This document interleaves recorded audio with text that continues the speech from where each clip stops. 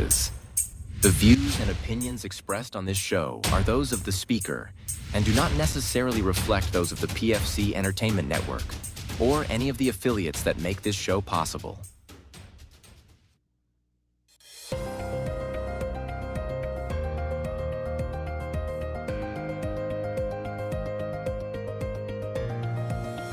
This is the Pure Fury Creations Entertainment Network.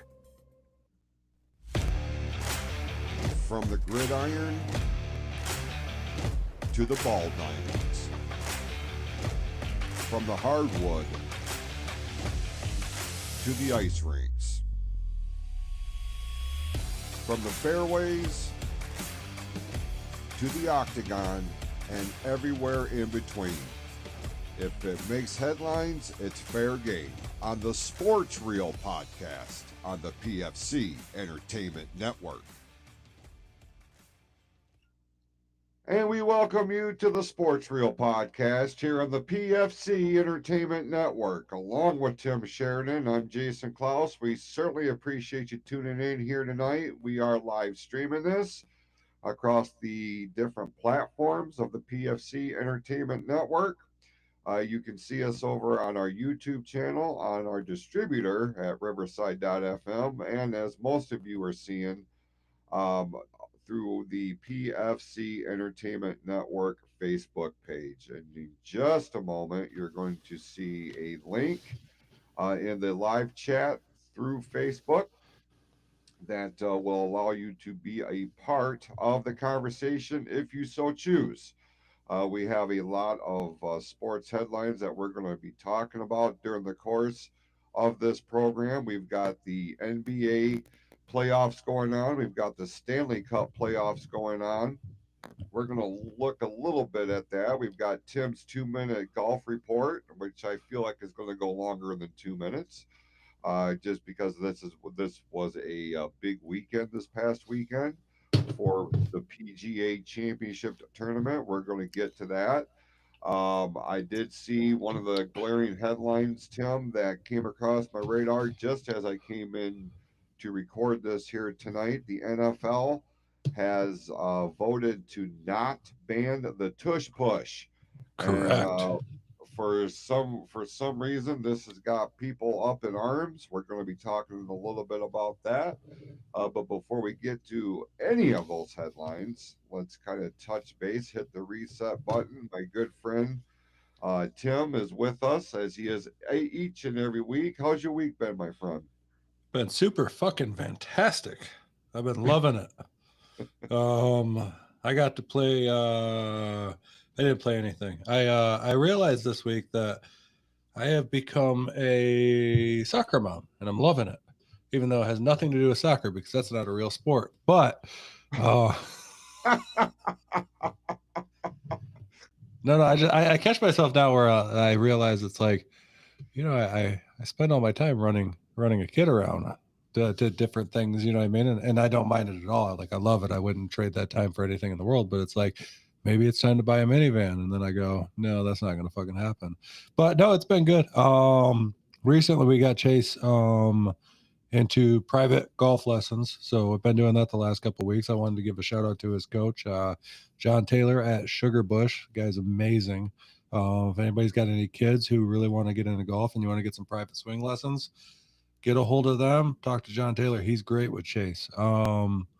Just a good dude. That's been a lot of fun. Other than that, just, work, the normal shit, cutting grass. I've been, I bought a chainsaw this past week, so that's been fun. I've been cutting shit up with that. Makes me feel a little bit more manly, even though it's, a lot of people talk shit because it's not a gas chainsaw. It's a 40-volt Ryobi, so it's not a real chainsaw. It fucking cuts wood. And that's all that matters. Yeah, like, it's all that I need. I don't go out fucking cutting down trees. I know I might look like a lumberjack, but I'm not. Like, I don't cut down trees. It's not what I do. But I do like to cut up all the branches and shit that fall from my trees in my yard when it gets windy, which there's an unbelievable amount of them. It's like, I don't even know how these trees are still standing with as much fucking branches that hit the ground every time the wind blows. But yeah, no, life is good. I'm happy. Big week in sports this past week, at least golf wise. We'll get to that. But I was thinking, let's go a different direction today. Instead of talking about sports, let's talk about our feelings. Oh, well, I mean, if that's what you want to do here, like I'm not opposed to that.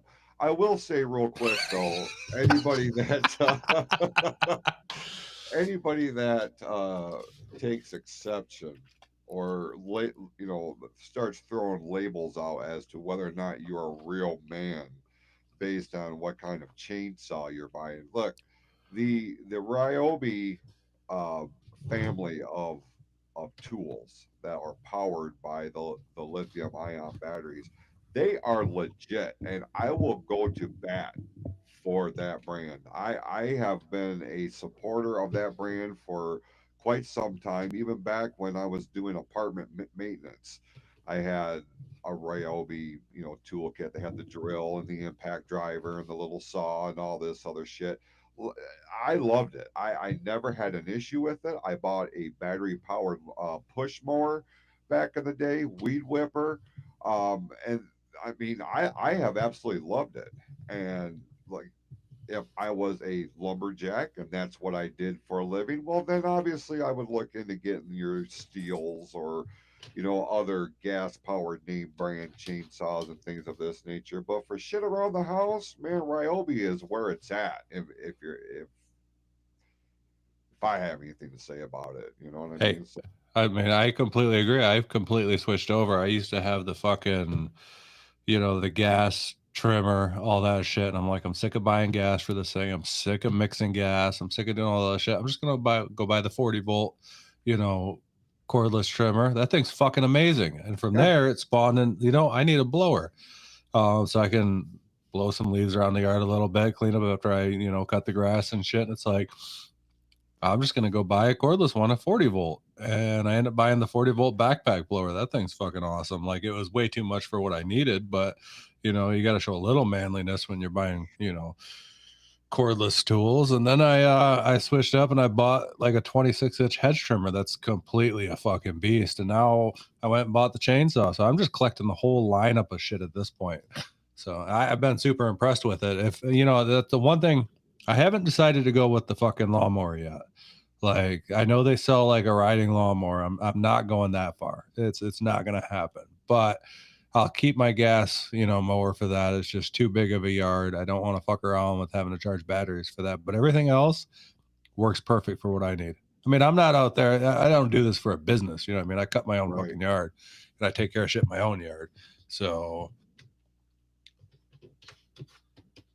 Yeah, as far as like I said, I had the push mower that I used for the trim work at my old house, and yeah, man, like one battery got the job done, and I wasn't mowing the whole yard with it, but I was doing the trim work in the ditch and all the stuff that I couldn't take the riding mower around or through or what have you. So hey, anybody that talks shit about it, see, and here's the other thing. A lot of the times of the people that are talking the most shit, these are the same sorry sons of bitches that are looking at getting electric vehicles. So yeah. you have disqualified your whole stance on anything. So just do me a favor and shut the fuck up, because anything that comes out of your mouth is immediately disregarded, because you can't have a stance on one thing but you're supporting the same thing just in a bigger package or a different Hmm. genre. So you've you've I don't know. I I should save this for the Tuesday show where we do talk about our feelings. Which, speaking of, if you tuned in this past weekend, you saw the Sheridans made another run in on the flagship show, and I do apologize for the echo issues. That is 100% on me, and I will take full responsibility. But it was a good conversation. I'm sorry that the echo was such an annoyance. I expected Riverside to clean some of that up in post. It did not. Um, but listen, lessons were learned, and I just need to, not be in such a rush all the time. Make sure all my T's are crossed and all my I's are dotted, and then we'll go on the air. So that's 100% on me. But make no mistake, The Sheridans have an open invitation to join the flagship show each and every time we do a live stream, and you never know when that's going to happen. So head over to YouTube, hit the subscribe and the notification bell, or like our page on Facebook, and you will get notified each and every time we go live, regardless of when that may be. So, good conversations always had to be had on Tuesdays on the Clouse of the Heart podcast. I feel you, and But I want to apologize to everybody too, also because it might not seem like I was engaging as much as normal, and I probably wasn't because the PGA Championship was going on at the same time, and I was watching what was going on with that and yeah, paying attention in one ear, trying to figure out what's going on. But I felt like I put some good input in there, but my wife kind of carried that one for me. yeah, she's never at a loss of opinions or thoughts, regardless of what we're talking about. So, and you can hear Amy when her show, The Real Podcast, returns very, very soon here on the PFC Entertainment Network. It's become a priority. Trying to get my schedule in alignment, because we talk about, you said something about getting a like a minivan. You've become that, for the lack of a better term, a soccer mom, soccer dad, that type of thing. I can totally understand that. My son, is very, very involved in a couple baseball teams, one through his school, actually two through his school. He's kind of floating back and forth between varsity and JV, and he's starting a travel league here in 2 weeks, I guess it is. And then my girlfriend's youngest son just started baseball this year, and so Thursdays are one of his game days, and so I've been kind of lending um, some help in that arena. He's never played baseball, but as we are embarking on this, he's starting to get more used to how the game is played, and he's actually having a good time, and he's looking forward to the next game, which is that's the win right there. Even if you don't know what you're doing, but you still look forward to it. You want to learn the game. You're having fun with it. So that's where a lot of extra time has been spent and will for the next, I don't know, 4 or 5 weeks, however long this season goes. It's little league, you know what I mean? So Yeah. it's not a tremendously long season, but a good introduction to the sport for him, and he's doing great. So happy to see that. So I say all that to say, just there's just so many irons in the fire, and trying to navigate and try to give everything it's allotted time. It's justified time, and I am really making an effort to put the Real Podcast priority one on the network. So stay tuned. Amy's show is coming back, and we'll be off to the races. And stay tuned to all of our socials for the latest information on that. Now, we've got Stanley Cup playoffs going on. We've got the conference finals and the NBA playoffs going on. We've got the Tigers are still on top of MLB. We've got Won the again today. PGA Championship. Huh? Said they won again today. Yes, they did. Yep. And I saw a stat that they have won 13 of their 16 series Yep. since this season has started. And we have not seen anything like that. And you're going to hear this throughout the duration of this season. We haven't seen any shit like this since '84. And '84 was their last world championship. We are trending in the right direction. And you're going to continue to see the comparisons between '84 and the 2025 season. The Tigers are rolling. They are legit. This is not a flash in the pan. We talked about this last week. They are going to be the team to be reckoned with in the American League right now. And I just don't see, I mean, barring something catastrophic, I just don't see this changing anytime soon. This is ingrained into the fabric of this team from top to bottom and inside and out. Um, the American League, all of Major League Baseball, has been put on notice that the Detroit Tigers are real. They are here, and they are not going away quietly. And it is such a good feeling to be able to say that. You know what I mean? Like I'm here for it. You know as well as anybody. Baseball's my thing. Aside from wrestling, Yeah. but baseball's my thing. And to have our hometown team where it's at, where it's usually dominated by a super team like the Yankees, the Red Sox, the Dodgers, um, it ain't like that this year, man. Now you're starting to see all national eyes are centering on Detroit, Michigan, on Comerica Park, on the Detroit Tigers, and I'm here for it.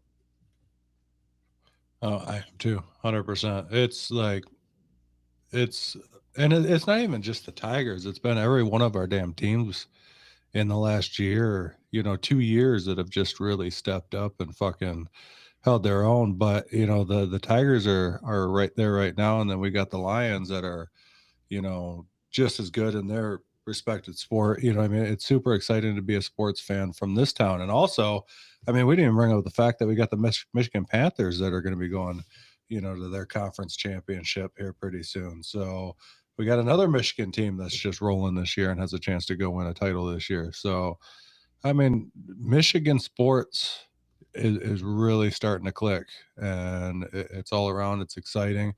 All of our teams are doing fantastic. And I just saw that I know this is a little bit golf related, but the TGL has just added another franchise that's going to be starting in 2027, which they're going to be bringing a team to Detroit. So it's just another Detroit team that we can add to the list. It's good to see that Detroit is starting to be recognized as a sports powerhouse, a Yep. destination market.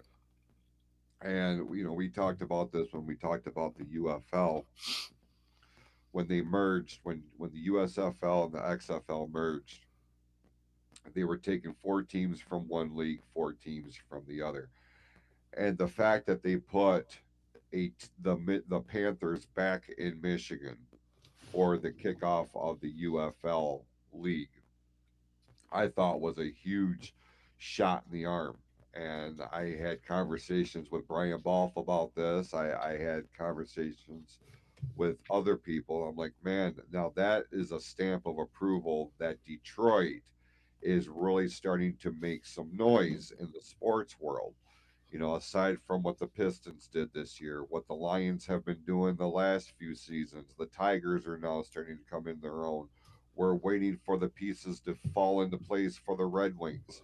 But then you look at our college teams.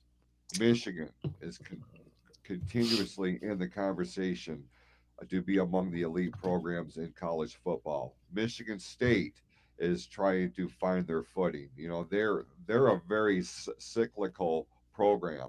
They go through periods where they are dominant. They are the team to beat in the Big Ten.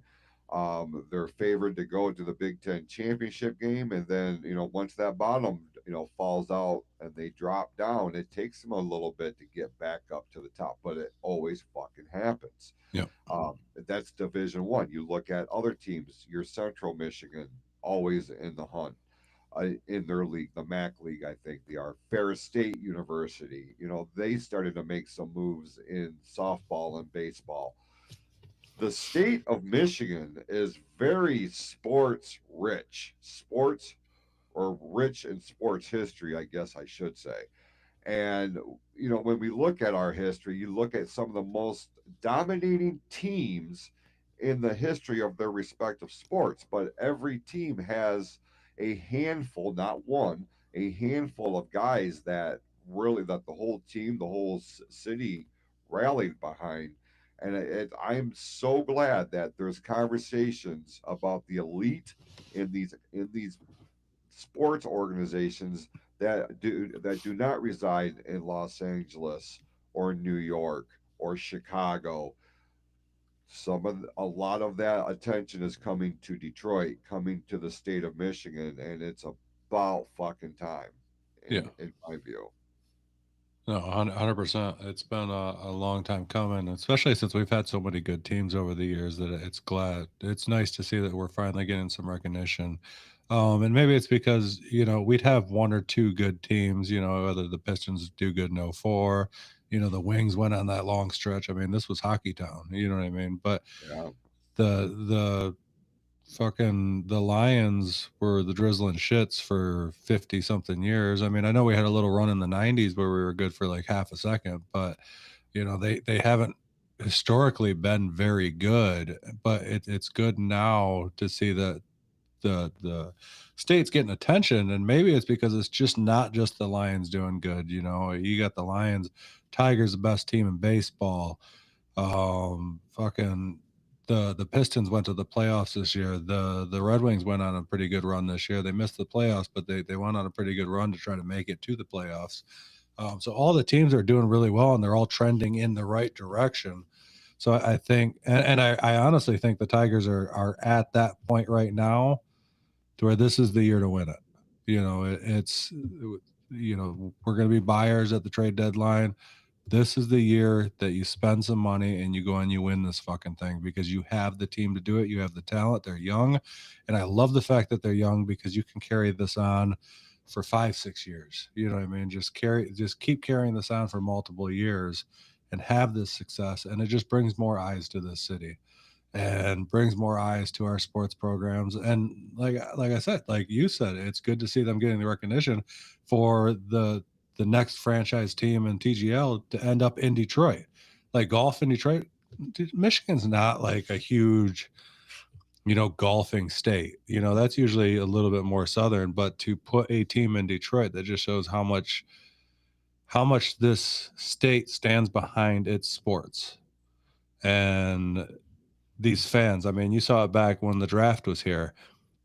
They ain't never seen nothing like that. You know what I mean? And it went over flawlessly. It was awesome. It was the biggest draft turnout ever. And it's just this state. I mean, what else do we have, Jason? Like, what else does this fucking state have? Yeah, I mean, we have our sports teams. That's what we have to look forward to. It's a working class state, and we get excited for our sports teams on the weekends or during the week. You know what I mean? It's like whenever we can, like we got to have something that we can get excited about. And right now it's Michigan sports. That's what I have maintained for decades at this point. And when you look at your major markets like your LAs and your New Yorks and Chicago, and for that matter, Miami, you can incorporate that into different sports. But these are high priced markets. When you get teams like Kansas City, when you get teams like Pittsburgh, when you get teams like Detroit, these are working blue collar class cities.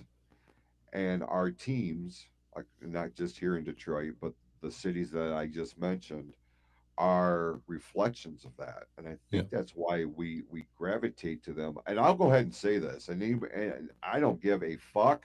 I do not give a fuck. You can send me your hate tweets, you can send me your hate mail. There is not a more passionate sports town in terms of our fandom than Detroit, Michigan, because there are um, there is a mentality that goes along with it. What we do for our day to day, for our jobs, for our livelihoods, we're on the assembly line. We're in the pits. Working on the cars. We're doing all of this grunt work, and there is a mentality that goes with it. We're not sitting up in high rise office buildings and pushing buttons. We're not sitting in boardrooms. Like, this is a blue collar town. These are blue collar towns, and our teams are reflective of that. And I don't know though. This is one of those, what came first, the chicken or the egg? Yeah. Is does the team gravitate to the mentality of the city of which they represent, or do we follow suit to the teams that we are rooting for, that are wearing our home colors, our home mascots? Lions, Tigers, Red Wings, Pistons, Wolverines, Spartans. You could go all the way down the line. Joining us right now is the third member of here on the Sports Real podcast, one, our cup of tea, Jim Burgett, host of Tea Time here on the PFC Entertainment Network. T, well, he was here. Good, T, good to see you. Good evening. How are we doing?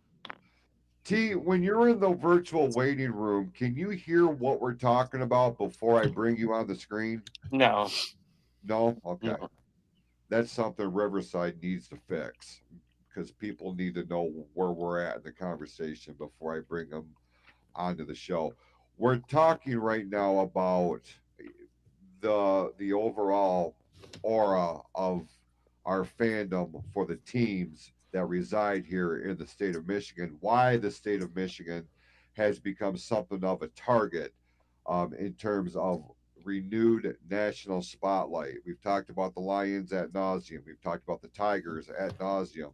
Tim made mention of the Pistons making a run towards the playoffs this year where they had no shit business to be there. The Red Wings are trying to figure it out.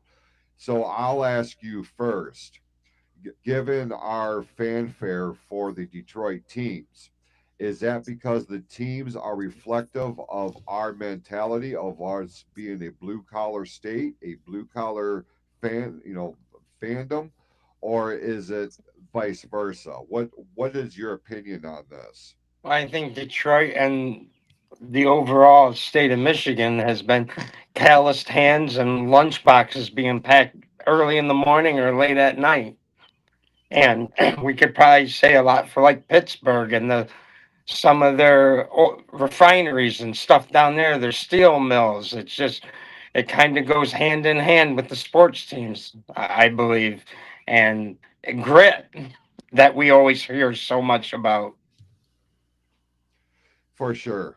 And a lot of these teams that I made mention, you said Pittsburgh, and that's always like my second go-to city, because they are very much a blue collar city. And I have a lot of respect for the city of Pittsburgh, for the fans of Pittsburgh, for the teams in Pittsburgh. Jim and I, we make jokes of it because it's an inside thing that he and I do, especially with the Pirates. But make no mistake about it. Pittsburgh, Chicago, Green Bay, well, I'll throw in there, and I am not a Green Bay fan by any stretch of the imagination, but I recognize what they are. They are a polar opposite to Los Angeles, to New York, to Chicago. These are the big three in terms of high markets cities, and the mentality is different. The entire aura of those cities are different. Now, I guess the exception that I would make, and that's just because I've seen it with my own eyes, are the fans of the Chicago Cubs. They are on not the best part of the city. Wrigley Field, if I can be honest with you, is kind of in the middle of the ghetto. So there is a different dynamic that centers around Wrigley Field than around Guaranteed Rate Stadium, where the White Sox play. It's You wouldn't think it would be that different, but it truly is. So I can incorporate Chicago in this conversation to a point, but I'm always going to lean on Pittsburgh. I'm always going to lean on Kansas City. I am always going to lean on these smaller markets that, despite the fact that they're smaller markets, they're really doing a lot of good to bring notoriety, to bring attention to their respective cities. I can use Oklahoma City as an example too. Up until the Thunder, became a thing, nobody gave a fuck about Oklahoma except for college football. But now this basketball team, they're in the Western Conference Finals right now with the Minnesota Timberwolves.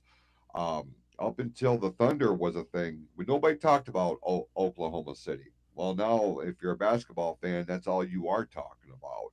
So I guess wanted your 2 cents on, you know, our fandom reflective of the teams that we're cheering for, and do they see that? Do they feel this in the bigger markets like New York and L.A.? Tim, am I making sense here, No, or am you I off my rocker? no, you totally are. And I think it's changed over the last couple of years, to be honest. I think we've always had that, I mean, our fandom for our teams have always been, something that kind of it's because of the type of the state we are, you know what I mean? It's thing. But I give a lot of credit to Dan Campbell and bringing in the grit mentality, because that feels like Michigan. You know, we all wake up every day, we grit, we grind, you know, and that's the type of environment that he's building with the Lions, which has transcended just the Lions and now is, you know, made its way into, you know, the Tigers and the Red Wings and the Pistons. Like, everybody's a little gritty now. And I've started to see some of the college teams that are feeling that way too, which is, you know, kind of, you know, we have latched onto that as fans because it feels like us, you know what I mean? Like, so I think there's a resurgence in the type of fandom that we have for our teams because of Dan Campbell. But yeah, it is a different kind of state. And I don't know, like I was watching this interview one time with Jared Goff, and he was talking about, you know, the difference between playing here and playing in LA, and the difference between the fans here and the fans in LA. And he said, you know, playing here, you feel like a superstar because the fans are 100% behind you. Like, you're the biggest thing in town. Like, if they see you on the street, like, they go crazy for you. He said, but playing in LA, you're just another person, you know, because there's so many big names out there. It's all about the movie stars. It's all about everything else. You barely get noticed out there. You know, it's just, you're just a normal person out there. But here, he said, these fans here are absolutely amazing. And it's just, the way that they latch onto these teams is completely different than it is in some of those bigger markets.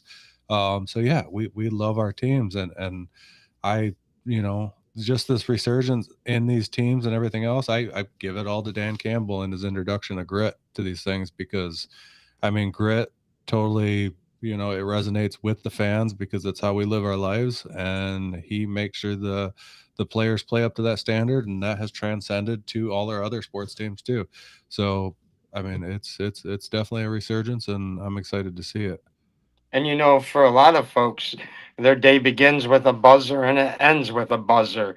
And Yep. a lot of these sports stars, they clock in, they go to work just like we do, but it's a different form. They're getting paid a hell of a lot more money, but that's why they're in the position what they do. But in the cities that you mentioned too, Jason, it's like a lot of these Westerners, you know, they can work in the cold. I don't know if a lot of these people out in LA could stand it, you know, and No, some, we could. not just our winters, but winters even in Minnesota, the Dakotas, Colorado at times, you know, it can get pretty hectic. And there's another breed of people that can work in that and deal with that type of grit than people. I mean, we got a 4 hour head start than them people out in LA. So they're not they're not even getting up until 8 o'clock when we've already been at work 4 hours, you know. So but Interesting point there, T, because if the temperature drops below 50 degrees in LA, people are calling off that day. They're bundling up, they're hunkering down, they're ordering, you know, 3 panel fucking fleece hoodies because they're cold on that particular day. That is the basic fundamental mentality of these high market teams. These are also teams that are buying championships. They have the space in their budget to go out and buy any player that they want in hopes that it's going to result in a championship. Um, we don't have that luxury here in Detroit or in Green Bay or in, well, Kansas City is starting to make its own case, especially with the football team. But other well, Cleveland and Cincinnati, you know, teams like this, these are they have regulated to the fact that if they're going to win, they have to actually bust their ass on the field with what they have to work with. And that's the other thing I think that why we gravitate towards our teams as passionately as we do, because we see that shit on the field. We have a moneyball team, with the exception of a handful of players, Tarek Skubal being one of them. But we more or less have a glorified moneyball team. But yeah, this team is the best team in Major League Baseball. It's got everybody pissed off. It's got New York pissed off. It's got Los Angeles pissed off because they're spending billions of dollars on their payroll and they can't scratch the fucking surface. Meanwhile, you've got the Detroit Tigers, you've got the Cleveland Guardians, you've got the Minnesota Twins, you've got all these other teams that are in smaller markets, but they are the ones on top of their divisions or near the top of their divisions. Yankees are down, Dodgers are down. You can't really say anything about the Mets right now because that's the one exception, but they're not even really a New York City team. They're I look at the Mets as they're like the Buffalo Bills of Major League Baseball. Like I know they're based in the city, but that's not where the core of their fan base is. You know what I'm saying? So it's I could spend hours talking about this and breaking this down just from the human element portion of this. Take everything away from what's going on the field with the stats and the wins and the losses. Well, I mean that's going to happen, but that mentality, that mindset that we have, that other smaller market blue collar cities have, Pittsburgh, um, this is why we gravitate towards our teams as hard as we do. Philadelphia too. I guess we could make an argument for Philadelphia. Milwaukee. Great example. Yeah, Milwaukee. Too, it's crazy because baseball used to be way back when it used to be considered a gentleman's game, But here in Detroit, the snow's flying in April on first pitch, and at the end of September, October, the snow's flying again. That's So, last. and you got a lot of players that won't even come to these midwestern towns because they don't want to play in the cold, which I don't get them. It's a different sport. You're hitting a ball with a wood bat. It's cold. The shit hurts, right? But still, you get these guys that will go through the grind and the gruel of the season and preseason. They start or the spring training, excuse me, and they start down in the warmer states and then come up. It's like, but some of them this year it does not matter. And like you said, really feel that we are. You're right. We're the Moneyball team this year, and depending on how it plays out, if AJ Hinch doesn't win Manager of the Year, it'll be another goddamn crime. He's not going to. Yeah. I'll tell you that right now. He won't win Manager of the Year unless he wins a World Series. The same will be said for Dan Campbell. He'll never win NFL Coach of the Year unless the Lions win the Super Bowl because there is an overriding prejudice against the city of Detroit and the teams. Why? I don't know. And fuck you if you don't agree with me And you because there is more than enough evidence that backs that up. Yeah, 2 years of Dan Campbell, the last 2 years. He deserved it both years, got Yeah, rocked both years. absolutely. Number one seed and getting still tossed in the back seat. Yeah. It's uh I wanted to touch base real quick about Tarek Skubal. I saw something where Scott Harris said they're not close again. They need to shut this shit down for the year and come to the table in these winter meetings. Let's not get this team sidetracked about a signing when we've got the guy for another this year and next year yet. Right. Let's not let this be a distraction in May already. Let's get this guy. If he wins another Cy Young, if we go to the postseason, if we win the World Series, pay the goddamn man. If we make it to the postseason, pay the goddamn man. If he wins anywhere 15 games and over, pay the goddamn man. But just wait till the end of the season.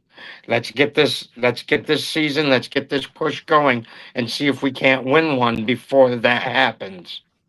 And then go to the table and make him an offer he can't refuse. Or Scott Boris, I should say.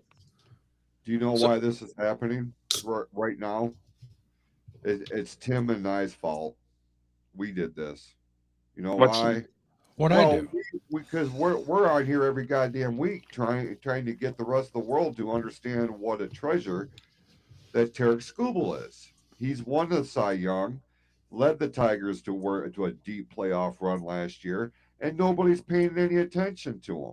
Even at this point, he's having the season that he is. Nobody's paying attention to him. He's not being talked about on MLB Network at great length with all these lengthy pieces on him. They're talking about every other team could be the bottom of their division, but because it's in a higher market, they're getting the attention. So now the agent is coming out and starting to stir that pot, but it's going to backfire.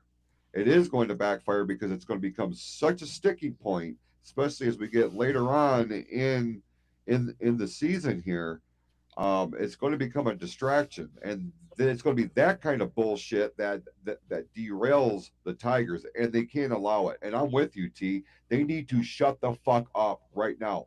Focus on playing the game of baseball. Worry about all this behind the scenes bullshit in October and November when the World Series is over. Then you start worrying about re-signing or shopping around or whatever. I would hate to see Terry go to a different team, but it's inevitable. It's going to happen. Scott You know, Boras has been a thorn in the Detroit Tigers organization for a long goddamn time. And I don't understand why he's got so many fingers in the cookie jar with Detroit is beyond me. Does he have this with all the other Major League Baseball teams? How many ball players does he have under his thumb? It's ridiculous. You know what I mean? It's like we'll never I don't think we'll ever be able to compete with the Dodgers and the Yankees when it comes to payroll. Just like the Dodgers lost all their good players before Moneyball hit. God damn. I mean, I know we got kids coming up, but we haven't seen lefty pitch this good for Detroit in quite some time. And I can't think of his name. He started off with the White Sox. I think he ended up in Boston. He was a left-hander. Um, and threw hard, and he reminds me of him when he first started with the White Sox. I can't remember his name. I'm drawing the blank on him. But I mean, you don't. He's a pretty dominant left-hander, and that's good to see. But Jesus, don't throw a wrench into the season before while we're just getting started. yeah, 100%. Focus on the task at hand. The task at hand right now is winning a World Series. Yeah, That's and what they you did just win. They won again today. They beat St. Louis 5-1, so they won that series. Hey, if we bounce back after a loss and win a series, just keep winning these series. Don't have to win them all. Just win the series. before you came on the air. I had told, or I had read off of a statistic that the Tigers have won 14 out of their 17 series here, 16 series of this season That's so far. fucking wild. We haven't seen that since 1984. And it is wild. It's absolutely crazy to think that this is where they're at. But as we stand right here, the Tigers still maintain they are the best team in Major League Baseball right now. And Who are the five? Who are the five teams right after Detroit? Aren't they all National League teams? yes, there's Detroit and four National League teams. Let me pull that up I mean, real. think about that. The top five teams are the Tigers and then the National League. I mean, Yeah, that's crazy. That means yeah. nobody's close to touching them in the American League. I mean, other than that other than that Dodger loss in the very first series, if we could have had them halfway through, I wonder if the outcome would still have been the same. You know what I mean? Opposed to, you get the guys' first game jitters out of the way where they may not be, 100% relying on their instincts and their talent. So, you know, So it's Detroit.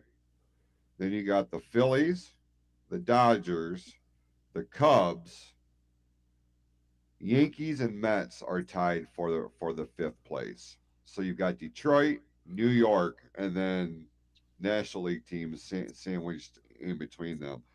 Philadelphia, Dodgers, and the Cubs. Um, it's crazy when you look at this. Worst team, Colorado Rockies. yeah.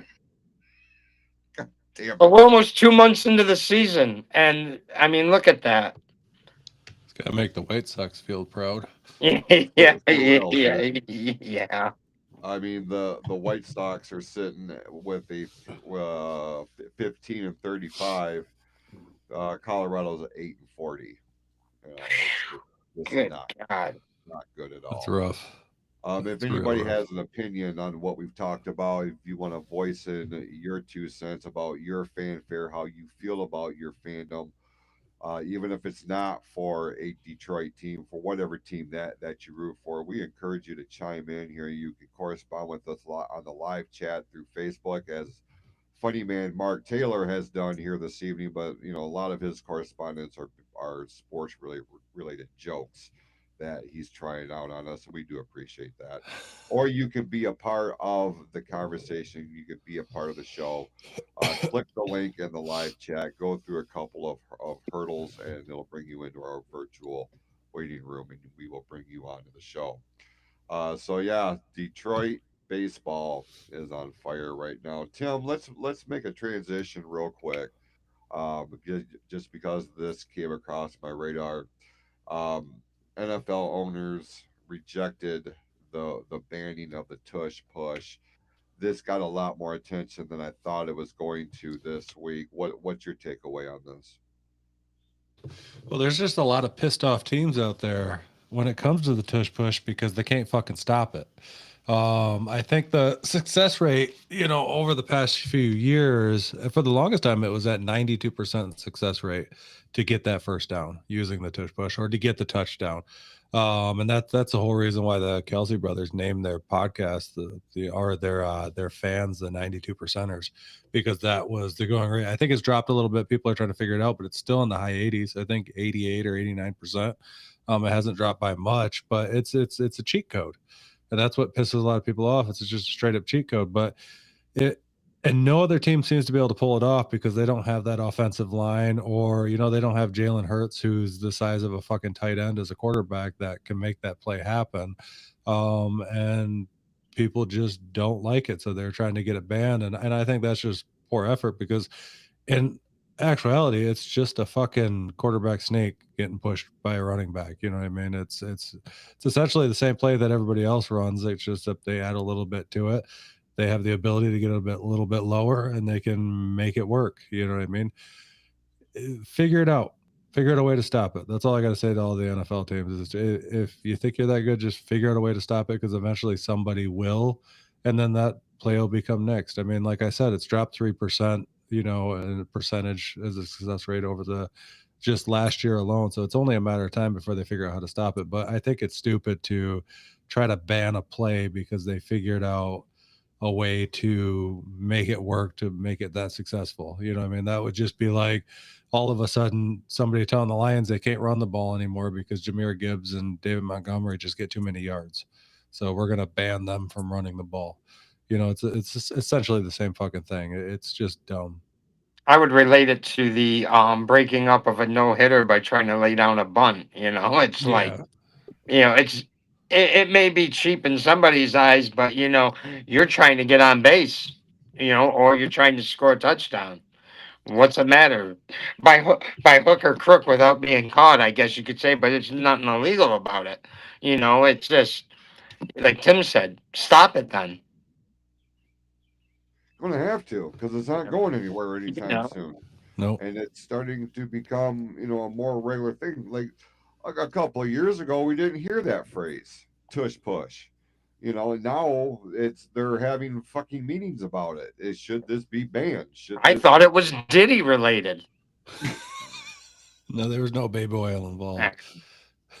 I mean,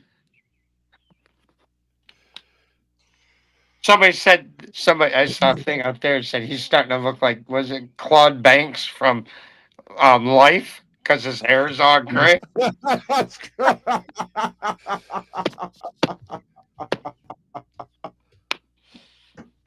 The upper room.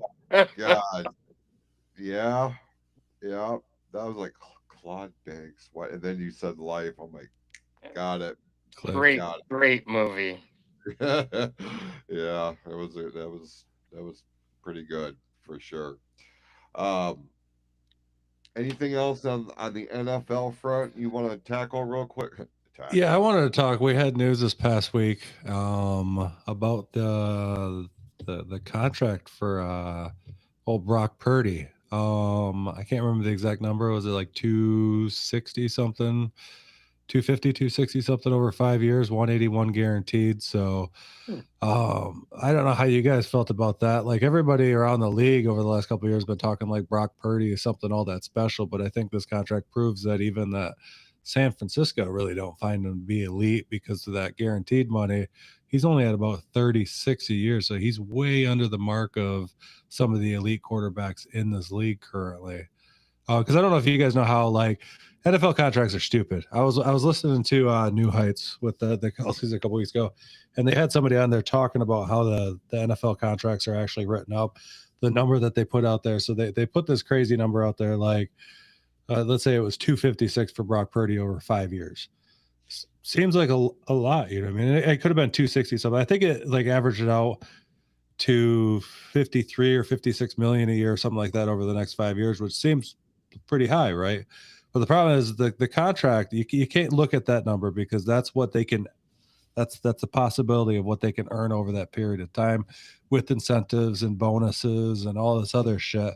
The guaranteed money is the 181. That's the number that you have to look at because that's your base salary. So he's at 36 million a year, is I think what I averaged it out to. So that I've been talking this whole time that I didn't think Brock Purdy was elite. I think he's a good quarterback, but he's not on the level of like a Patrick Mahomes or a Josh Allen or a Joe Burrow.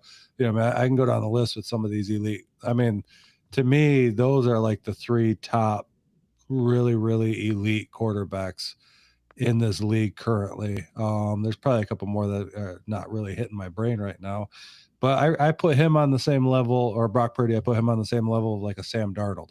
Obviously, he got more money than Sam Darnold did, but it's not far off.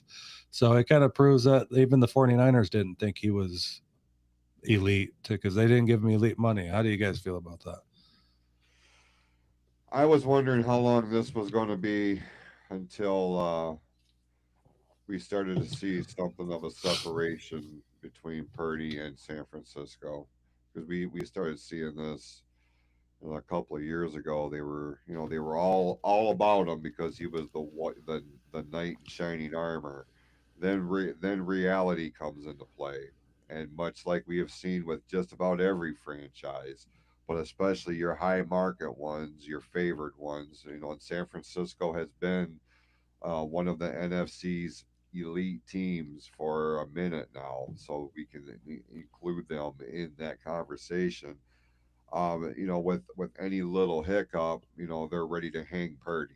So, for his contract to be coming up, contract negotiations are coming up, and the San Francisco made a declaration, much like what you were saying, Tim. They don't. I shouldn't say they don't value him, but they don't put him on that upper echelon clearly, and it's almost a shame in some regards. Um, at, I feel like Brock Purdy would probably be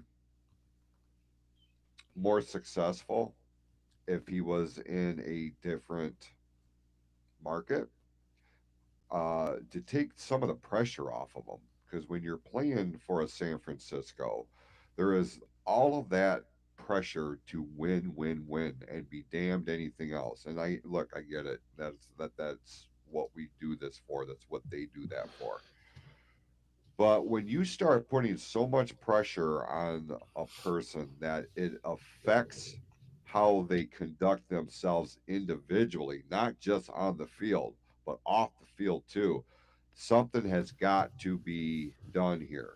And we have seen in other instances where a quarterback has left a high profile job, high profile team, and gone to a smaller market and flourished and became among the elite despite the fact that their former team didn't hold them in the same light as maybe they did themselves. We're going to see that with Brock Purdy here. We're going to I feel like he's gonna sign on to a Seattle, or he's gonna sign on to a Carolina, or he's gonna sign on with some other lower tier, not lower tier, let me calm down, lower market team, and he's gonna flourish because he's gonna have so much of that pressure off his shoulders that he's gonna be able to focus on what the fuck he's supposed to be doing instead of worrying about his contract or how much money he's getting or this, that, or the other thing. So do you think that, so is that, I mean, retrospectively speaking, he signed to San Francisco for the next 5 years. So you thinking that's going to be his next step once his contract's up with San Francisco? And I mean, we've seen players do that. Jared Goff has obviously came out here and really shined. I wouldn't put Jared Goff in the elite category, you know what I mean? But he's in the very, very, he's in the top, 10 quarterbacks in the league currently. But And he's also got guys around him. You know what I yes, mean? and that's a big thing. Like Jason was alluding to, if you got guys around you that can let you hold the ball an extra 2 or 3 seconds to find your, who's his number one target out there? Is Kittle's offense or defense? No, Kittle's offense. He's probably their number one target. That's his number one target, right? So, Yeah, really. they got to get another few guys established out there, so that takes pressure off Kittle's as well. And you get a couple guys around you, then some of them short passes can become long passes. Next thing you know, you're dropping them in there. But you do have to have people around you. I mean, you, I don't want to say you're only as good as your teammates are around you, but I mean in this aspect, it's kind of all for one for all, and in a way, you got to be able to trust your teammates, and you got to be able to have guys that will protect you and give you a few additional seconds if you need them. Yeah. I mean, look So, at St. Brown's golf security blanket, right? He's got JMO. He's got Laporta. He's got a myriad of weapons. He's got Kittles over there. Maybe give him another guy or two guys. Maybe things will get better for him. I mean, it's when some of these guys that they, just like in baseball, they're number one draft picks, but they get out there, maybe they don't have what it takes, or maybe they don't have enough people around them to put them in a position to succeed. And ultimately, they have to do it. They still have to produce, they still have to perform, but you need good people surrounding you. You're not going to do it all by yourself. The difference that I would bring up with that, T, when you talk about your number one draft pick for the NFL, we're going to see Cam Ward playing in September. A number one draft pick for Major League Baseball, we're not going to see for 3 years. Right, true. You know what I'm saying? So Yeah. I get where you're going with I just this. meant the overall premise, but no, I know what you're saying. It's Oh. it's just a different Yeah. dynamic, and I mention that because of that immediate pressure already that NFL players have, especially when you're a Cam Ward, when you're getting drafted, in the first round, number one, and there's immediately so much pressure on you, and they'll tell you till they're blue in the face, I can handle it. Well, until you get into real game situations, in some cases, they go out in the field for their first practice, they're done. They've had an injury or something has, sucked the air out of their sails. We don't see them, and they wind up becoming that next big bust Yeah. in the draft. We don't hear that a whole lot with baseball because they take the time to develop them in the minor leagues before calling them up to the big dance, to the show, as it were. Shohei Otani would be a rare exception, but that's because he came from a completely different system from the other side of the fucking world. But I just wanted to make a comparison to that when we're talking about the overall pressure that the owners, these coaches are putting on these players, to perform, to win, to this, to that. Um, it's got to be taken into consideration because here we have seen so many good athletes burned out before they even had a chance to shine. You know what I mean? And I would hate to see that becoming a more damning trend throughout the course of the sports world, and we are. So I mean, somebody's got to get this shit under wraps. That's one thing I will say good about MLB. They're doing it the right way by and large. yeah, I think that's just the pay structure difference, obviously with the NFL, because if you're picked number one overall, you get a pretty big fucking signing bonus. Now you're still, unfortunately, your salary is based off the league minimum, but your signing bonus is huge. And more so, they can actually sign you to a contract too if you're picked number one overall.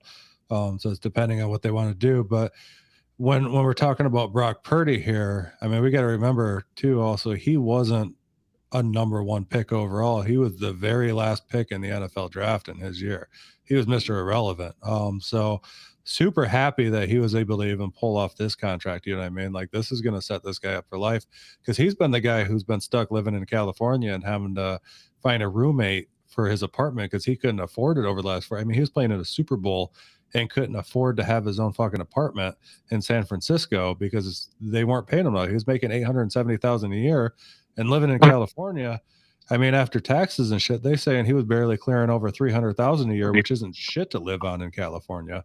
Right. So I mean, I happy for him to pull off this big contract, but just goes to the point that, you know, I just don't think that San Francisco thought he was elite. But then again, they didn't draft him like he was an elite quarterback, but he has played pretty well.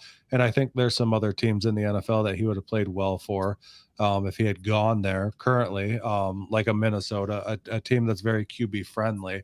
I mean, we can see sometimes these quarterbacks who get drafted really high. You were bringing up that point like that, and they get thrown out there and they get lost in the shuffle. I mean, you look at Mitch Trubisky; he was drafted number 1 overall back the same year that Patrick Mahomes came into the league and was drafted. And his career didn't turn out to be shit. But what, he get drafted by the Bears? Yeah. Yeah. You know, it's like he didn't have anything there to really make him look like a superstar. So not a very QB friendly team, and he kind of got lost in the shuffle. Honestly, probably not a bad quarterback. Although, I mean, he didn't really pan out because I think he's been on Pittsburgh the last couple of years and as a backup, and he didn't do super well there. Another point that Mark had brought up, he had before we get off NFL, he had asked what we thought about flag football being in the 2028 Olympics. And I noticed this week the NFL owners had met to discuss whether or not they're going to allow their players to play in this. And they all agreed to allow their players to play in this. So we're going to see a 2028 Olympics flag football with a bunch of fucking NFL players in it against the rest of the world. It almost seems like the start of a punchline. Yeah. You know Yeah, what I mean? like a dude that, you know, gets into swimming in an all women's class. Yeah. Yeah. Or Or kind of like the dream teams, you know, when they first started allowing the NBA players playing the Olympics, and the USA just was fucking shutting out everybody. So we're going to see a similar thing.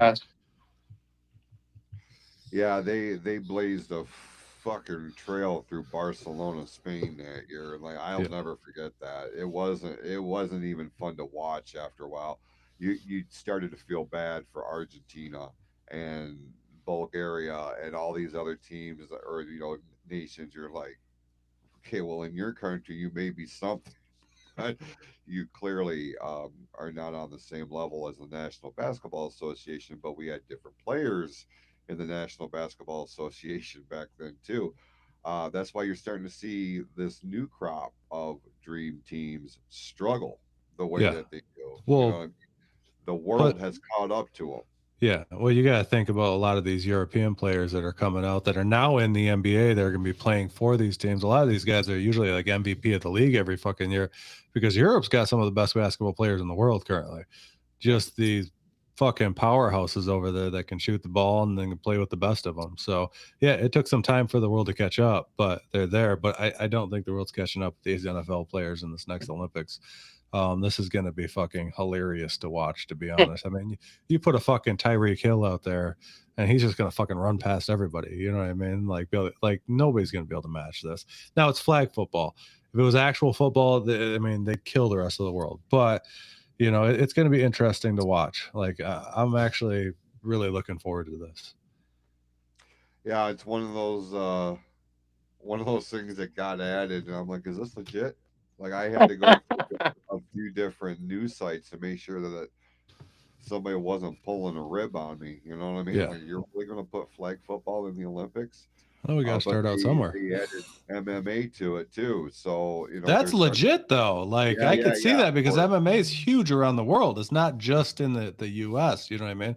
Like football, we're starting to get a presence. We've talked about this at NFL before about NFL expanding their presence with the overseas games every year and stuff like that, but it still hasn't caught on, the way that some other sports have. So like I know that we have Canadian football leagues, and actually Canada might be able to actually put together a pretty decent team to go against the US in this flag football thing.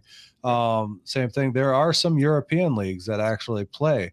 I don't know how good they are, but they do exist. You know what I mean? But it's going to be a small portion of the world that's trying to really compete against the US. And then you're going to have all these other countries that are just kind of throw some teams together and go like, we think this is how you play this fucking game, to be able to try to compete in this thing. So there is going to be a little bit of competition. You'll probably see it from Canada. I know there's Mexican leagues. I know there's some European leagues. Fuck, I think there's even a Russian American football league, to be honest. But I mean, is the talent on that going to be anywhere like what our NFL players are? Probably not. But then when you talk about MMA is fucking worldwide. You know what I mean? That should have been in the Olympics already. But a lot of people think it's a brutal sport. Fuck off. You know what I mean? I love MMA. Like it should have been there years ago. If you have judo, if you have all these other contact sports in this, or karate, why hasn't MMA been allowed into it? So that's gonna be that should have been there. You know what I mean? They don't want somebody getting killed on somebody else's watch. Yeah, but I mean, how many times have we ever seen anybody get killed? I know, but you know I mean, you're not just talking the U.S., you're talking about a global thing. You know what I mean? Like, who wants that negative energy in their country while they're hosting? I'm just saying, like, you know what I mean? Devil's advocate there. Yeah, but I mean, you look at it, the UFC, how many U.S. fucking people are actually fighting in the UFC anymore? You know what I mean? It's a bunch of fucking Russians and people from Dagestan and a bunch of, Brazil and all these other countries. And hopefully UFC allows these guys to fight in the Olympics. I don't know how that's going to work out. Obviously they own them for a certain number of fights, but if we get to see some of these UFC fighters or some of the Pride fighters or Bellator or whatever else it is fight in these things, then you're going to see the names that you already see anyways that are fighting for this Olympic gold medal. It's not going to be much different than we already see on these bigger promotions list anyways, because it already is, it makes up the world. You know what I mean? Mm-hmm. This is where you're going to start seeing, this is my prediction about the MMA in the Olympics and the tie to the UFC. Dana White's not going to allow it to happen because of who Dana White is.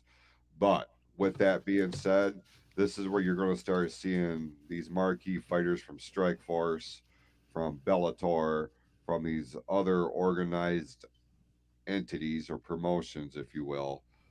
They're going to start sending their athletes or have them try to qualify for the Olympics. They're going to go to the Olympics on a worldwide stage and make a name for themselves. Then you're going to start seeing Dana White come back in the picture to try to get these guys away from their respective organizations and sign them on to the UFC. If Dana White was smart, he would allow UFC fighters to be participants in this, because I understand wholeheartedly how popular UFC is, but their growth has stopped. They have plateaued in terms of growth, in terms of popularity. There hasn't been a whole lot of bump in viewership. Every once in a while, a fight will come down the pike. We're like, okay, it's piqued some interest, but by and large, their numbers have been steady. They haven't dropped, but they haven't risen either. They've plateaued. Yeah. So if Dana White was smart, and he is, he's not an idiot. He's, I don't respect him as a man, but I respect him as a business entrepreneur and the head of UFC. But if he doesn't do something to kind of shake this shit up, it's no wonder why WWE has become the focal point in TKO right now, and UFC is just there. Sorry. I mean, yeah, I feel that, but that's the honest to God fucking truth right now. I feel you, but I'll play devil's advocate there too at the same time and go like, pretty sure he's smart enough to pull that one off. I mean, you look at what he's done in the past, whether it's allow some of his talent to go work with WWE before, they were, sister companies, or also letting Conor McGregor out to go box against Floyd Mayweather. Sometimes he does stuff to not only, his fighters want to go do this, but it also benefits him on the back end because it brings a lot of eyes to his section too. You know what I mean? So he has been known to do this in the past. Now, you might be right. You know what I mean? He might not allow his fighters to do this. And I think the smartest decision would be to allow his fighters to do this, because if one of your fighters go on and they end up winning a gold medal, you got one of the best fighters in the world, not only as your champion, but as a gold medalist. You know what I mean? And that brings a lot of eyes. And he's been known to do this in the past. And I mean, for things dumber than the Olympics, just for Conor to go fight Floyd, he let him go do that. And it wasn't even a payday for him. He benefited from it immensely. The problem with UFC right now, as they're flat, is Conor's not fighting right now. They don't have any of those big personalities that are really driving the sport to become popular. You know what I mean? Yeah. We haven't seen a good domestic violence assault in quite a while, to really spike those ratings and get the people in there and spend that money. So I mean, so I don't know. We'll see what happens. But I think unless it's somebody who has a fight coming up real soon, if it's somebody kind of sitting on, the back burner, hasn't fought in a while, he'd probably let him go do it, in my opinion. But yeah, if he's got anything built up and they're supposed to fight in 3 months, he's probably not going to let that happen, because you can only fight so many times a year. So it's got to be somebody who's kind of sitting on the sideline waiting for their next fight to be able to go do it. But I think in that situation, he'd allowed them to go do it, because he's got nothing lined up for him anyway. So why not go bring some eyes on your promotion, fight, with the UFC name on your back? I think that's a strong possibility. Well, for his sake, I hope so. Because this is a golden opportunity, and you only get one shot to do anything for the first time ever. Yeah. So hopefully he does. He can put some of his ego to the side, because that's where a lot of it stems from. You can tell that just by listening to him. I'm just not a fan of this guy. Like, I've seen more than, and I understand he saved UFC, and again, as a businessman, I do have some degree of respect for him to make UFC a very prominent brand. I get it. I understand it. I respect it. I'm talking about him as a man, him as a person. And I've seen more than enough interviews with him where I'm like, you are not a good person. You are so detached from reality, and that's the bitch about success. You get a little bit of success, and you allow your feet to come off the ground. You're not on your foundation anymore. I'm not going to get into this, too deeply, because this could turn into something. And it's just not Jason's cup of tea. Yeah. Well, but I mean, it has nothing to do with that. Whether I'm a fan or not, I can still recognize what it is, whether I agree with it or not. Yeah, you got to realize, like, you got to get your feet off the ground so you can run on all fours.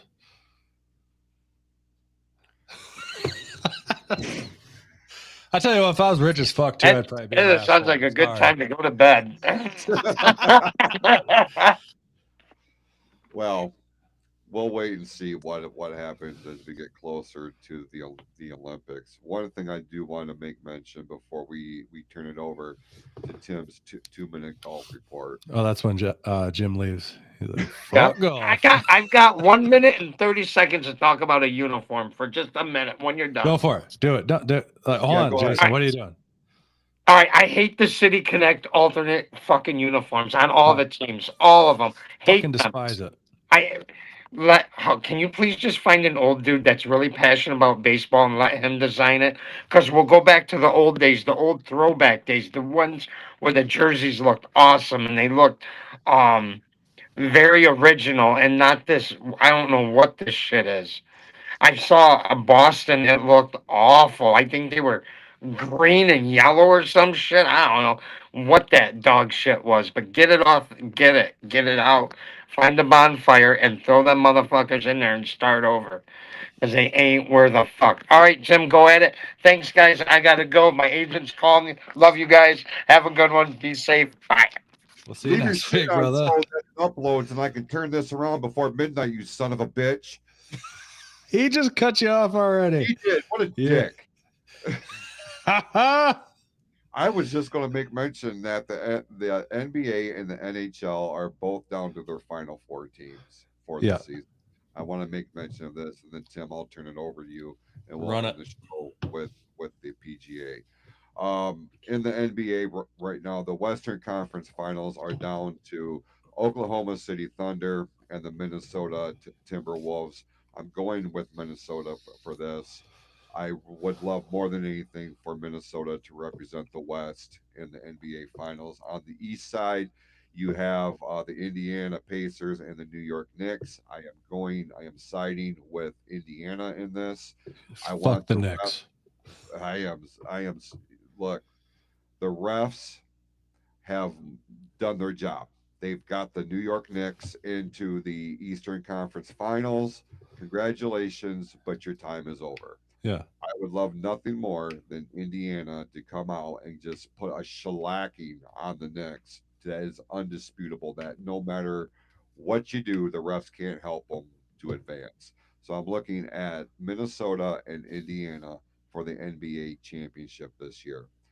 That's my You know what I take from all that? You know what's beautiful? What's that? There's no Lakers. There's no Warriors. No Boston. There's no Boston. This is a beautiful NBA Finals, in my opinion. I mean, I'm not really linked to any of these teams besides the Pistons because, as we talked before, I'm not a huge fan of basketball these days, and it was even hard to watch when the Pistons were in it because all it is, it's floppable, because everybody just flops all over the fucking place. But it's beautiful to not see one of those fucking stupid super teams in these finals. 100%. Could not agree more. Then shedding some spotlight on the Stanley Cup playoffs. The Jim texted me. What did he say?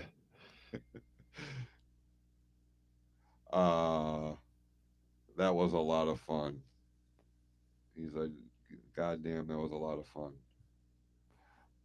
Well, he's becoming a regular here. I mean, we might have to add him to the whole intro because he's just becoming a regular member here on the Sports Reel. And as you said on there, he's like the third person. So if he could get on here in a timely manner and stay for the duration of the fucking show, I might consider it. Hey, he's a busy man. Bullshit. Don't let him bullshit you. Don't let him bullshit you. All right. Stanley Cup final. Hey, he's trying to build a roster right now for this kickball thing. So I've had nobody send me a contract offer yet. It's in the mail, pal. Okay. I'll keep checking every day. Your agent. Yeah. The Sheridans are my 1 and 2 draft picks. All right. Over in the NHL, we're down to the Dallas Stars and the Edmonton Oilers, and then the Florida Panthers and the Carolina Hurricanes are the final 4 for the NHL. I'm the Eastern Conference. I could not give a fuck about, if I can be honest with you. It's been these 2 teams for a minute now, and if it wasn't them, it's Tampa Bay, and I'm just kind of over it. Given the 2, I'm going to go with the Florida Panthers, and then Edmonton. I'm pulling for Edmonton to eliminate Dallas for an Edmonton, Florida Stanley Cup Finals with Edmonton, with Lord Stanley's Cup finally returning to Canada is my prediction this year. So with that, we will go ahead and turn it over to Tim's 2-minute golf report.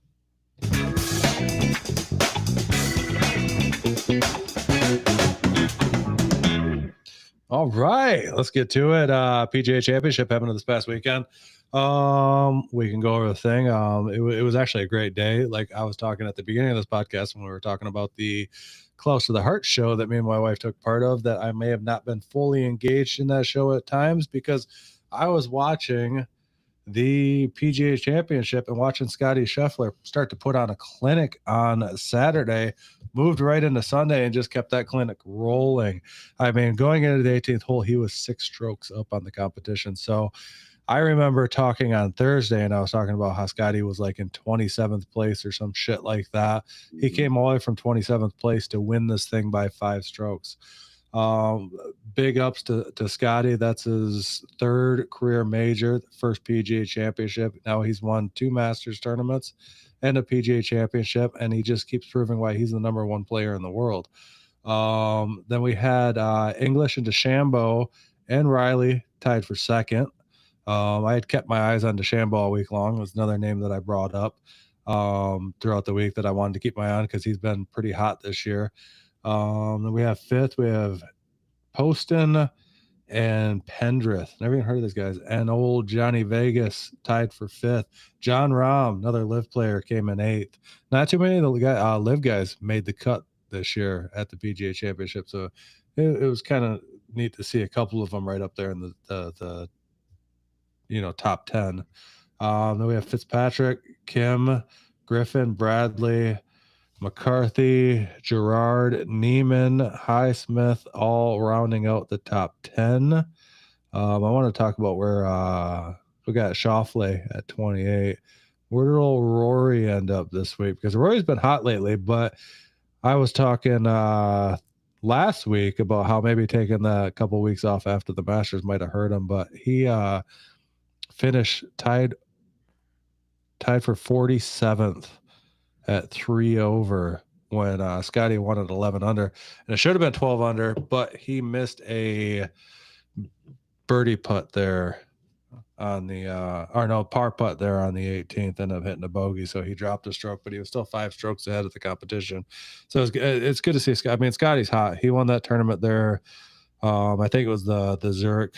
Was it the Zurich Classic that he won a couple weeks there? He won one of, or the Truist. No, it was the Zurich. Yeah, it was the Zurich Championship that he won there a couple weeks ago.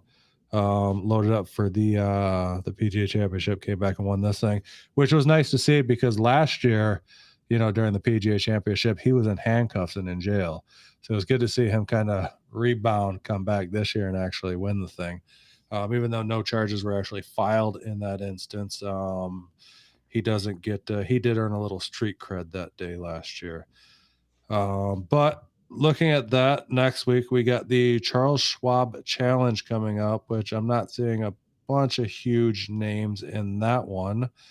After that week, we have the Memorial Tournament, which you'll probably see a lot of big names in it because the purse is, where did Barry Darsow finish? Is that a real golfer? I don't know. Demolition Smash. Oh, okay. Yeah. Okay. I didn't think that was a real golfer. I knew that name sounded familiar. Somebody's fucking with me. Yeah.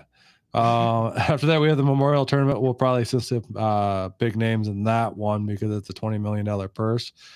And then we have the Canadian Open and then the U.S. Open coming up here in just a few weeks, June 12th through the 15th. So that's our next major coming up. So we'll be keeping our eyes out on that one. And then 2 weeks after that one, we will be we will be at the Rocket Mortgage Classic. So Jason's going to experience his first PGA event that day. I told Samantha, I'm like, look, babe, on this day, I'm going to be in Detroit with my buddy Tim. Yeah. She thought I was fucking kidding. She's like, you're going to go to a golf event? I'm like, no, I'm going to a tournament. This is different. Yeah. So I've got it cleared, and all roads are leading to the Rocket Mortgage Classic. It's going to be a good time.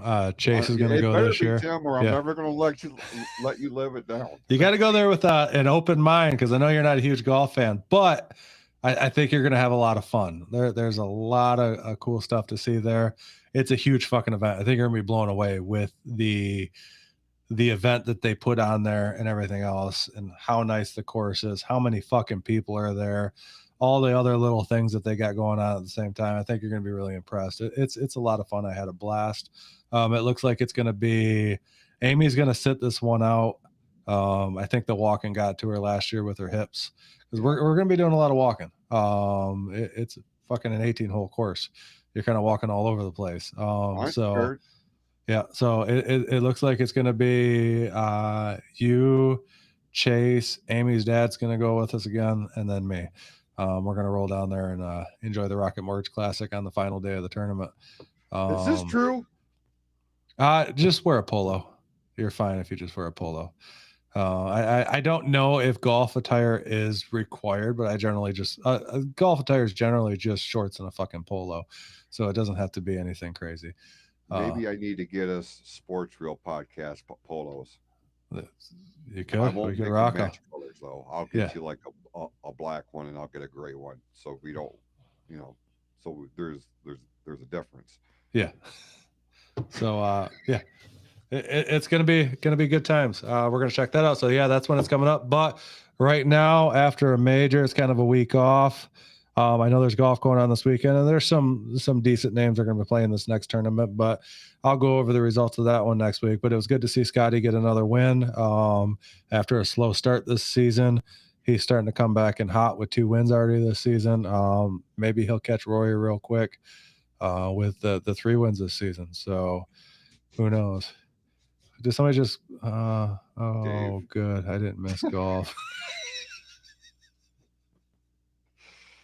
Oh man, it wouldn't have been a show if we didn't hear from you showed up a little late, Dave. You did. Like we're just hitting the end of it right now. So now you're gonna have to watch it on demand. Yeah, you're gonna have to watch it on demand, and remember to clock in a little bit early next week. We start the same time every week, but I know this is the first week that we're back on our normal schedule because usually we run Wednesdays. Yeah. But yeah, ran into a snafu the last couple of weeks, and we had to do it on Thursday. But generally, yeah, I mean Thursdays work out for me too, generally. But like you said, you're gonna be real busy on Thursdays here pretty soon. So, or I mean, right now. So It looks like it'll probably be Wednesdays again here for a little bit. So please tune in every Wednesday. Usually go live around 6:45. Please like the Facebook page, not only the PFC Entertainment Network page where we post this, but also the Sports Reel page. Like, follow that damn thing. And then please go on Spotify, Apple, wherever you're listening to us at, like us there along with YouTube. Give us a like, maybe put a comment down there, give us a good rating. Who knows? I don't know. Let's build this fucking thing up. I'm just here drinking beer. Yeah. Help us help you. I mean, Dave, if you want me to wear a fucking dress, I'll wear a dress. Okay. I don't think you asked that. No, you asked me to dress as my favorite golfer.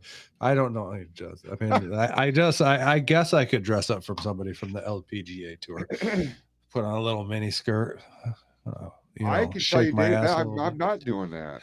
I 100% that you will not see me doing anything like that. Like I'll put on the polo shirt and the goofy shorts and I'll even buy a hat if I need to. Yeah. But that's about as far as I'm going with it. I will look presentable. So he's expanded on his mini golf idea, midget track and field. Because damn, watching midgets do hurdles in those is pure freaking gold.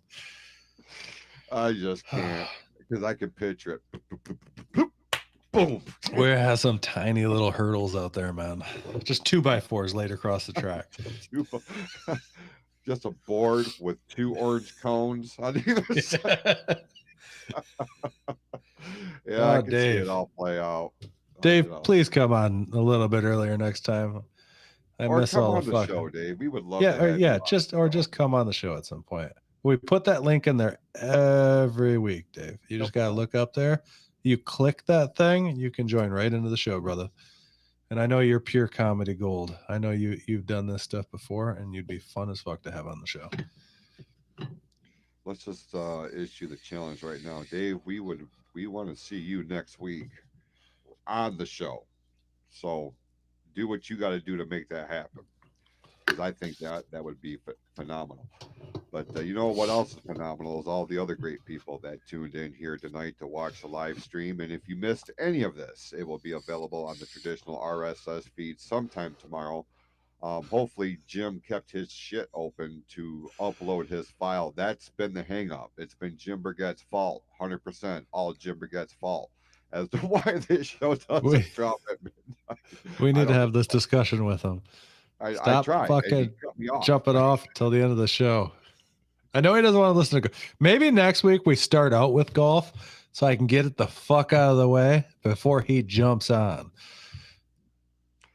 And next week, Tim's 2 minutes. Oh, hold on. Tim's 2 minute of golf will probably be 2 minutes because, like I said, it's not a thing, but I haven't officially ended it yet.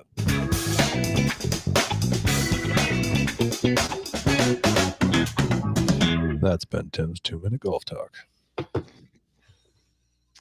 Check out the online store, pfcstore.printify.me, pfcsummer.printify.me for our summer lineup of shirts, hats, flip-flops, balls. You know, there's golf balls, there's pickleball sets, there's all kinds of shit over there. Check that out. We appreciate all of your support, and hit the like button, hit the subscribe button, hit the notification bell on YouTube. Get notified each and every time that we are live here on the PFC network. And until then, go out, be awesome to yourselves and to each other. For Tim Sheridan, I'm Jason Clouse. We'll see you next week right here on the Sports Reel podcast on the PFC Entertainment Network. Go Tigers. And we're out. Maybe. It's stopping.